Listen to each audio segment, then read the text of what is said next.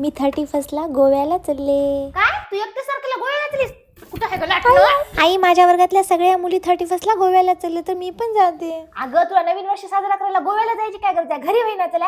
अगं नवीन वर्षाचा संकल्प कर की आईचं मी आजपासून सगळं ऐकितो म्हणून. मी तर पप्पाला विचारले, पप्पा तर मला जाय म्हणले. तू आणि तुझ्या पप्पाची ट्रिपच करतो. येऊ दे तुझ्या पप्पाला घरी.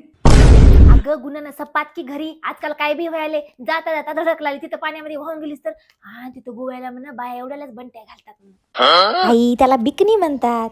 वा रे वा, हिने तर सगळीच माहिती काढून बसली. आधी तू तिथं गोव्याला पाणीच बघायला चलीस नाही? आपल्या काळेश्वरला 1 नंबरचं पाणी आहे. तिथं जाऊ तर आणि देवाचं दर्शन बी होते. आई, हेच वय वय एन्जॉय करायचं आणि बिघडायचं हेच वय होय. तिथं मन बियर फक्त 70 रुपयाला भेटते म्हणा. पिऊन पडलीस तर? आई, तुला कसं माहित? मी पिलो होतो ना.